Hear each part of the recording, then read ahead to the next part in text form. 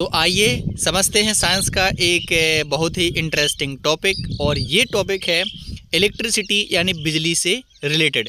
तो बहुत ही ये इंटरेस्टिंग है और इस टॉपिक का नाम है ओम का नियम। तो ओम के नियम को समझने के लिए यहाँ पर मैंने देखिए बेस्ट सिमुलेशन तैयार किया है। ठीक है, अब आप लोग सिमुलेशन तो समझते ही होंगे।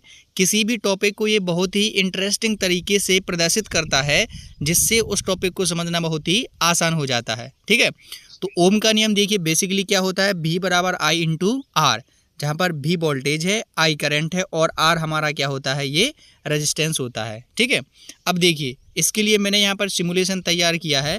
तो ये हमारा एक सर्किट बना हुआ है, इसमें हमारा एक ये कंडक्टर लगा हुआ है और ये 0.1 वोल्ट की यहाँ पर एक ये बैटरी लगी हुई है। ठीक है, वोल्टेज की, और एक करंट हमें यहाँ पर मिल रहा है 10 मिली एम्पियर। ठीक, अब देखिए यहाँ पर मैं वोल्टेज को बढ़ाऊंगा और यहाँ से मैं रेजिस्टेंस को बढ़ाया घटा सकता हूँ। तो अब देखिए यदि मैं वोल्टेज को बढ़ा रहा हूँ, देखिए ज़रा ध्यान से, देखिए मैंने वोल्टेज को 1.2 वोल्ट कर दिया है। तो यहाँ पर देखिए करंट का मान है वो बढ़ गया है, आई देखिए बड़ा हो गया, यानी करंट का मान बढ़ गया है और हमें इस सर्किट से 120 मिली एम्पियर की करंट मिल रही है, यानी कि भी यानी वोल्टेज बढ़ाने से करंट बढ़ रहा है। अब देखिए और बढ़ाऊं तो देखिए करंट और बढ़ रहा है। तो देखिए जितना मैं यहाँ पर वोल्टेज का मान बढ़ा रहा हूँ, करंट का मान उतना ही बढ़ रहा है। ठीक है, 5.2 वोल्ट पर यहाँ पर 520 मिली एम्पियर करंट है। ठीक है, अब लेकिन मैं क्या करूँ, रेजिस्टेंस को बढ़ाऊँ तो देखिए क्या होता है।